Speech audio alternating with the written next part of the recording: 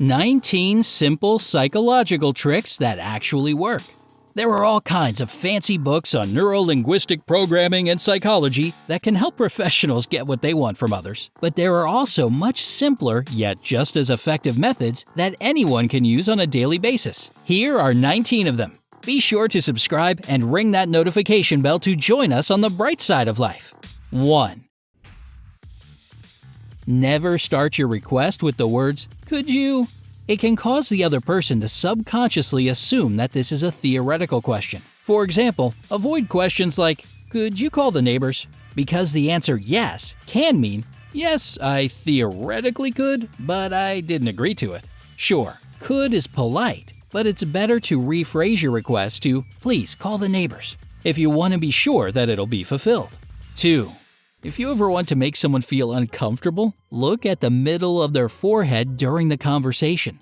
Most people say it makes them feel like they're under scrutiny, which, of course, doesn't exactly make a person relaxed. Not sure why you'd want to do this to others, but who knows, the situation may arise. 3. If someone you're talking to is trying to avoid answering a question, just make a pause in the conversation while still keeping eye contact. They'll feel uncomfortable and, thus, will keep talking. Chances are they'll give you more details about the issue you're interested in. They may even start telling you the truth, if they were lying, since they'll believe that your silence and your look are signs that you already know the real facts. 4. Let's say you've started a new job or school. If you want someone in the office or class to like you, just ask them to explain something to you. It doesn't matter if you know the answer or not. This will improve the other person's overall attitude towards you and earn you some extra brownie points. 5. When asking a question that you want an affirmative answer to, try to nod subtly as you make your request. This trick is often used by restaurant employees to make guests buy more food, and it's pretty effective. 6. If a person is really concentrated on a task, let's say they're in the middle of a serious phone conversation, you can extend your hand to them and get anything they're holding at the moment. They might not even remember later on. The trick works the other way around too. You can give them something as you're talking to them and they won't even notice. Pretty helpful when you're cleaning up or moving to a new house. 7. If you want somebody to do something for you, casually say how they probably wouldn't even be able to do it. Most people will try really hard to prove someone wrong when it comes to doubting their capabilities. You can also make a small or unusual request before getting down to the main issue. In this case, you'll establish a connection with the person, so they probably won't have the heart to turn you down afterwards. 8.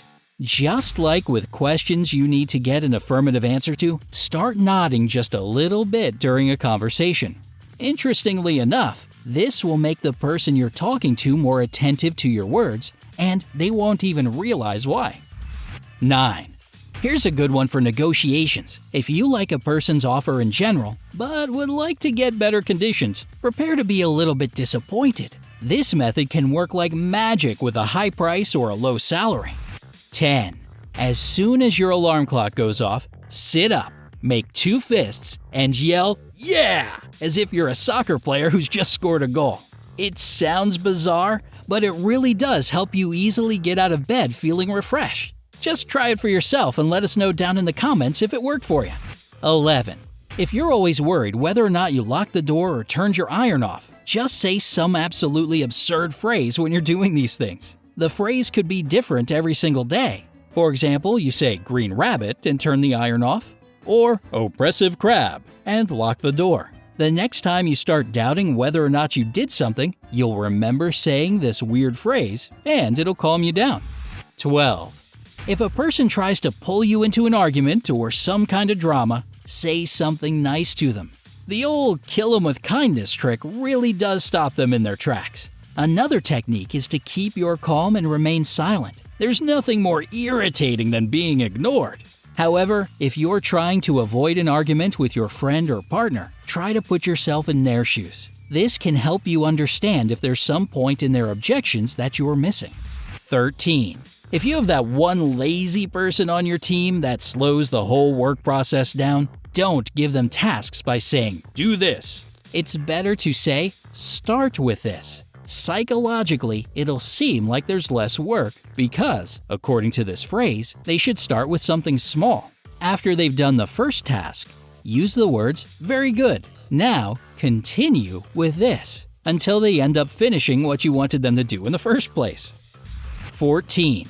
If you have to speak in public, don't forget to take a bottle of water with you. First of all, you'll need it since your nerves will make your mouth feel like the Sahara Desert. Plus, you can take a pause to sip some water in order to remember a part of your speech that slipped your mind.